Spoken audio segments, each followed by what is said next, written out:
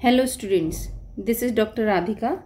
हमने अभी last video में मेंडेलियन जेनेटिक्स स्टार्ट की थी, जिसमें हमने किस तरीके से कैरेक्टर्स पेरेंट से अपने बच्चों में या जनरेशन टू जनरेशन ट्रांसफ़र होते हैं, उसके बेसिक्स हमने पढ़े थे कि किस तरीके से मेंडल ने जेनेटिक्स के फादर कहलाते हैं और कैसे उन्होंने ये बताया था कि जनरेशन टू जनरेशन कैरेक्टर्स जो हैं पेरेंट से ऑफस्प्रिंग में ट्रांसफ़र होते हैं, जिसमें उन्होंने कुछ क्रॉसेस परफॉर्म किए थे, जिनमें हमने लास्ट वीडियो में मोनोहाइब्रिड क्रॉस पढ़ा था। मोनोहाइब्रिड क्रॉस में हमने यहाँ पे देखा था कि किस तरीके से जो क्रॉसेस हैं वो मोनोहाइब्रिड में हमने यहाँ पे कैरेक्टर्स जो लिए हुए हैं वो कैरेक्टर्स लिए हुए हैं। प्योर टॉल लिया हुआ था मेंडल ने और प्योर डाफ एक प्लांट लिया हुआ था, ठीक है। यानी कि height was the character and pure tall and pure dwarf were the two traits of that characters.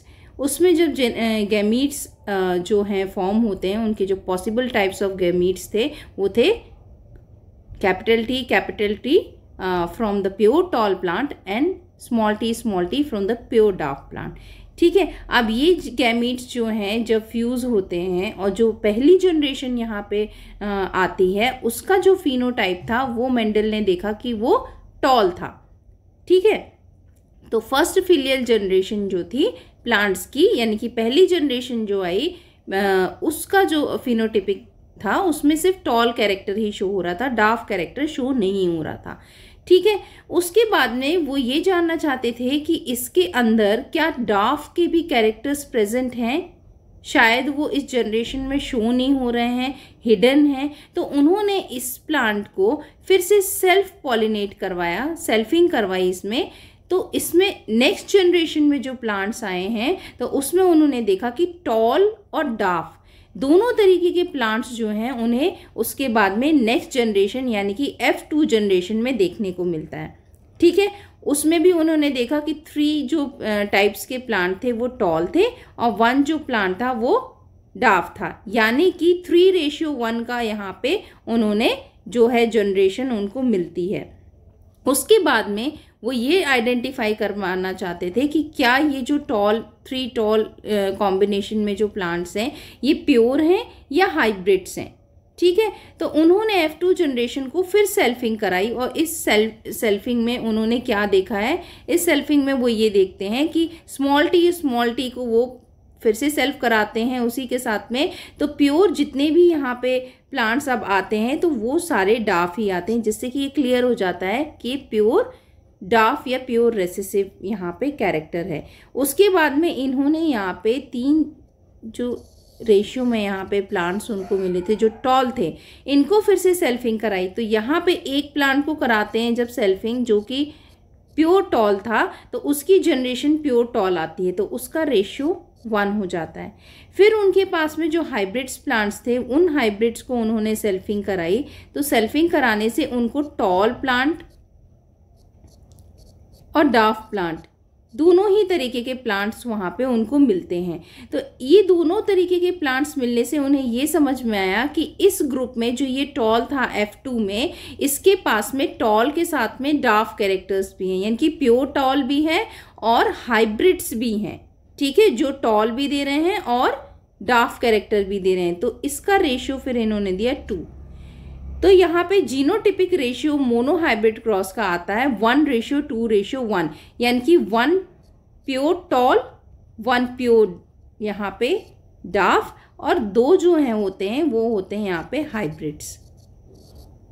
तो देखा ये गया कि मोनोहाइब्रिड में जो F1 जनरेशन है वो F1 जनरेशन जो है यहाँ पे फर्स्ट फिलियल जनरेशन जो आती है यहाँ पे, उसमें फिनोटिपिकली सिर्फ एक ही कैरेक्टर जो है वो डोमिनेंट यहाँ पे नजर आता है। दूसरा कैरेक्टर यहाँ पे रेसेसिव हो जाता है, स्मॉल टी जो है यहाँ पे रेसेसिव रह जाता है, जो नेक्स्ट F2 जनरेशन में यहाँ पे फिर से अपीयर होता है,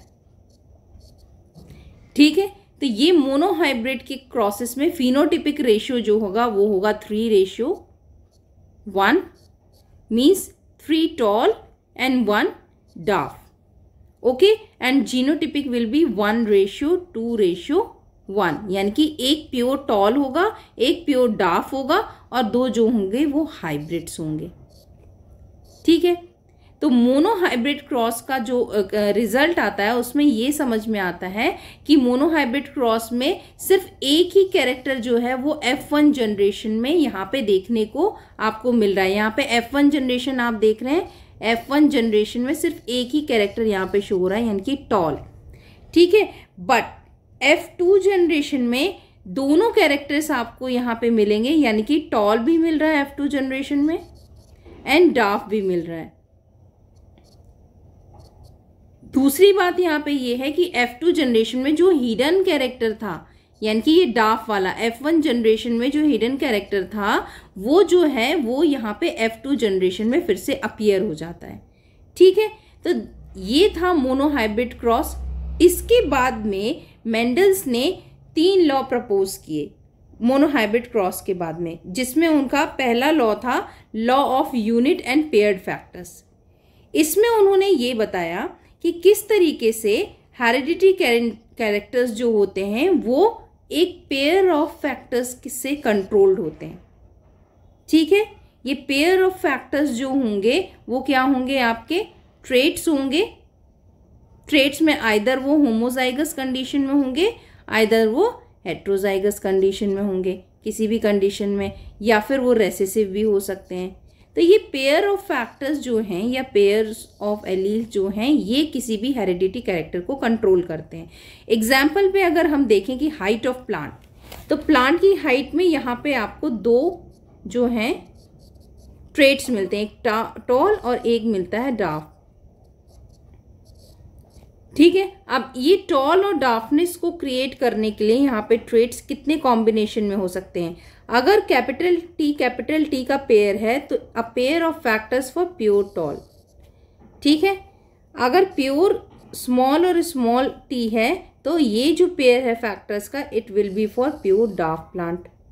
देन अगर यहाँ पे हेट्रोजाइगस कंडीशन, ये दोनों पेयर एक कैपिटल और एक स्मॉल होता है तो ये जो है हाइब्रिड या इम्प्योर टॉल को यहाँ पे शो कर रहा है। इम्प्योर है, हाइब्रिड है, ये तो समझ में आ गया, पर टॉल वर्ड इसलिए यूज कर रहे हैं क्योंकि यहाँ पे टी कैपिटल जो है डोमिनेंट है, जो रिस्पॉन्सिबल होता है हाइट के लिए और वो भी टॉल हाइट के लिए।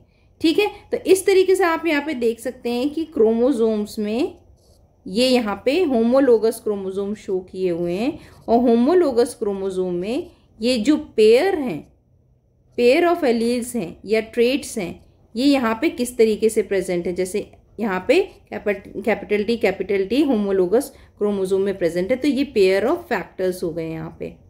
ठीक है, तो ये मेंडल ने कहा कि ये जो पेयर ऑफ फैक्टर्स हैं यही रिस्पॉन्सिबल होते हैं किसी भी कैरेक्टर के लिए, जैसे कि यहाँ पे एग्जाम्पल मैंने बताया हाइट ऑफ प्लांट के लिए। ठीक है, बाद में पोस्ट मेंडेलियन जेनेटिक्स जब आती है तो इस लॉ को इन्होंने जो है एक्सेप्ट नहीं किया। एक्सेप्ट इसलिए नहीं किया इसको क्योंकि उनका कहना था, पोस्ट मेंडेलियन जेनेटिक्स में जो साइंटिस्ट थे, यानी कि जो बाद में साइंटिस्ट ने स्टडी की, जेनेटिक स्टडी की, उनका कहना था कि किसी भी कैरेक्टर को, ठीक है, किसी भी कैरेक्टर को अगर आप फिनोटिपिकली देखते हैं तो उसमें सिर्फ एक जीन रिस्पॉन्सिबल नहीं होता है। ठीक है, यानी कि सिर्फ एक पेयर फैक्टर्स के रिस्पॉन्सिबल नहीं होते, उसमें number of genes, number of pair factors could be responsible to represent और to show any phenotypic character. तो इसलिए इस लॉ को आगे पोस्ट मेंडेलियन जेनेटिक्स में यहाँ पे नहीं लिया गया है। ठीक है, फिर मेंडल ने सेकेंड लॉ दिया। सेकेंड लॉ था law of dominance. Law of dominance में उन्होंने ये बताया कि इस लॉ के अकॉर्डिंग जब आप F1 जनरेशन देखते हैं, यानी कि यहाँ पे एग्जाम्पल दिया है मोनोहाइब्रिड क्रॉस का ही एग्जाम्पल दिया हुआ है। मान लीजिए ये होमोलोगस क्रोमोसोम है। ठीक है, होमोलोगस क्रोमोसोम में यहाँ पे ये पेयर ऑफ एलील्स दिए हुए हैं, ये ट्रेट्स दिए हुए हैं। ये ट्रेट्स जो है ये शो कर रहे हैं क्योंकि यहाँ पे टॉल टी का एक कैरेक्टर दिया हुआ है जो कि यहाँ पे डोमिनेंट शो कर रहा है, तो फिनोटिपिक जो कैरेक्टर आएगा यहाँ पे जनरेशन का वो टॉल होगा। एग्जाम्पल के थ्रू यहाँ पे देखते हैं, एक कैपिटल टी अगर एक पेरेंट प्लांट 1 है और small T parent plant 2, pure dwarf और प्योर यहाँ पे टॉल प्लांट है, दोनों को क्रॉस कराया तो फर्स्ट जो फिलियल जनरेशन आती है F1 generation that will be heterozygous, but phenotype अगर हम इसका देखते हैं तो प्लांट जो होगा वो टॉल होगा। इसका मतलब एक ये जो पेयर है, पेयर में से जो एक फैक्टर है ये कैपिटल टी, ये डोमिनेंट कैरेक्टर को शो कर रहा है, इसलिए प्लांट में स्मॉल टी हिडन रहेगा और कैपिटल टी जो है वो क्या होगा, वो डोमिनेंट शो करेगा। तो इसलिए इस लॉ के according factor usually express itself, और कितने factor, one of the factor only, यानी कि कैपिटल टी और स्मॉल टी में से सिर्फ कैपिटल टी ही अपने आप को एक्सप्रेस कर पाएगा F1 जनरेशन में। ठीक है, इसलिए ये लॉ उन्होंने दिया, लॉ ऑफ डोमिनेंस। तो यहाँ पे कैपिटल टी जो है एक डोमिनेंट एलील हो जाएगा और small T will be the recessive one. उसके बाद उन्होंने थर्ड लॉ दिया है, third law was a law of segregation. Segregation में वो ये बताते हैं कि किस तरीके से ये होमोलोगस क्रोमोसोम है, एक पेरेंट मेल पेरेंट से आया हुआ है और एक फीमेल पेरेंट से आया हुआ है। ठीक है, ये हो गया फीमेल से और ये हो गया मेल पेरेंट से। एक ही क्रोमोसोम जो है हर बना के यहाँ पे एक पेयर ऑफ क्रोमोसोम बना रहे हैं, जिसे हम होमोलोगस क्रोमोसोम करेंगे। उनके पास में एक पर्टिकुलर लोकस पे यहाँ पे एक पर्टिकुलर कैरेक्टर के लिए यहाँ पे पेयर ऑफ एलील्स दिए हुए हैं। ये जब गैमीट्स का फॉर्मेशन करते हैं तो ये दोनों के दोनों क्रोमोसोम्स जो हैं सेग्रीगेट हो जाते हैं और सेग्रीगेट करके गैमीट्स में ट्रांसफ़र हो जाते हैं। तो हर एक गैमीट के पास में एक जो है होमोलोगस क्रोमोसोम का एक जो क्रोमोसोम है वो उसके पास में आएगा।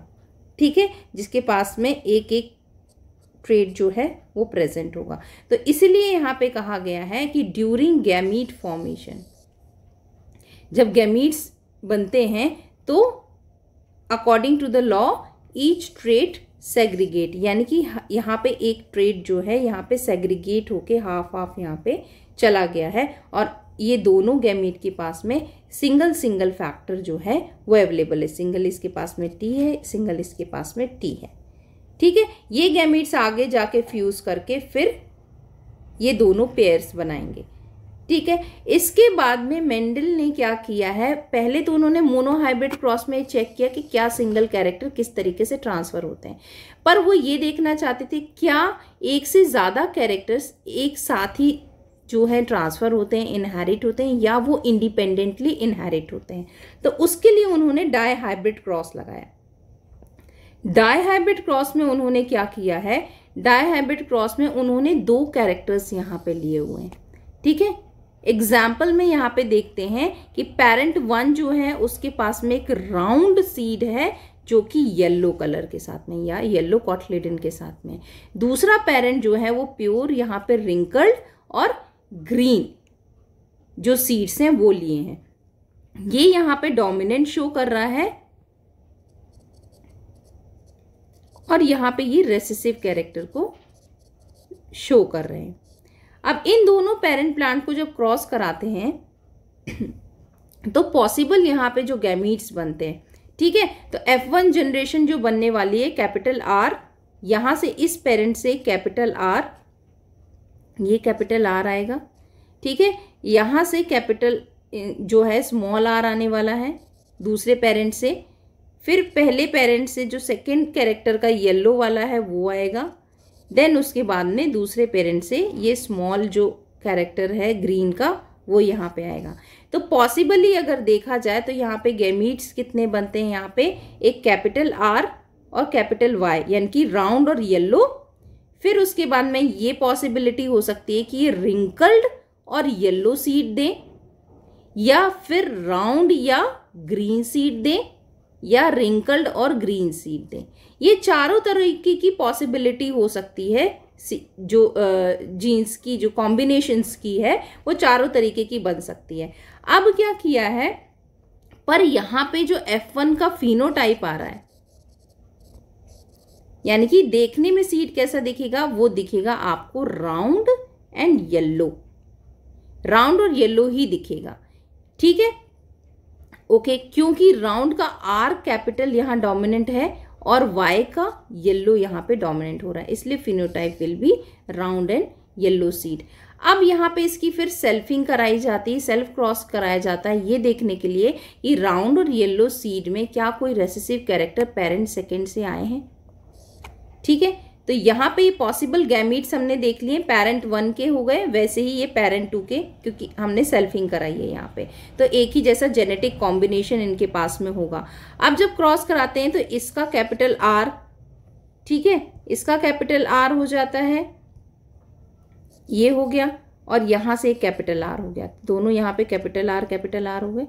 फिर ये कैपिटल Y और ये कैपिटल Y जो हो गया, ये कैपिटल Y हो गए, तो ये आपको राउंड और येलो सीड्स प्रोवाइड कराएगा, ठीक है। देन सेकेंड का कॉम्बिनेशन अगर लगाते हैं कैपिटल R और स्मॉल r से, तो यहाँ पे कैपिटल R स्मॉल r आएगा, फिर ये कैपिटल Y और कैपिटल Y आ रहा है, तो क्योंकि R यहाँ पे डोमिनेंट है तो ये जो सीड आएगा ये होगा राउंड, और क्योंकि कैपिटल Y है इसके पास में तो ये रहेगा येलो फिनोटिपिकली, ठीक है। देन ऐसे ही कॉम्बिनेशन में यहाँ पे कैपिटल R है तो राउंड एंड Y कैपिटल है तो येलो, फिर round and yellow. Capital R जहां भी होगा तो वो डोमिनेंट होगा तो राउंड ही शो करेगा, जहां पे भी कैपिटल Y है वो येलो ही शो करेगा। इस तरीके से यहाँ पे कॉन्ट्रास्टिंग कैरेक्टर्स ये आ रहे हैं। यहाँ लास्ट में आप देखेंगे wrinkled, wrinkled and green, totally recessive character यहाँ पे आएंगे। तो फिनोटिपिकली यहाँ पे अगर रेशियो देखते हैं तो रेशियो विल बी 9:3:3:1। कैसे? कंप्लीट अगर आप यहाँ पे देखेंगे तो कंप्लीट में आप यहाँ पे देख रहे हैं कि टोटल यहाँ पे R और कैपिटल Y, ठीक है, कितने हैं? कैपिटल R और कैपिटल Y, मतलब राउंड और येलो यहाँ पे कितने सीड्स हो रहे हैं? फिर तो ये राउंड येलो एक ये हो गया, एक यहाँ पे ये हो गया, ठीक है, एक राउंड येलो यहाँ पे ये हो गया है, एक राउंड येलो ये हो गया है, राउंड येलो यहाँ पे भी है, then this one and round yellow ये हो गया, दिस वन। ओके, तो how many round and yellow possible characters are there? 1 2 3 4 5 6 7 8 9. So the ratio will be 9 for round and yellow seeds, ठीक है। इसके बाद में आप नेक्स्ट हम देखते हैं, नेक्स्ट में आप देखो रिंकल्ड एंड येलो।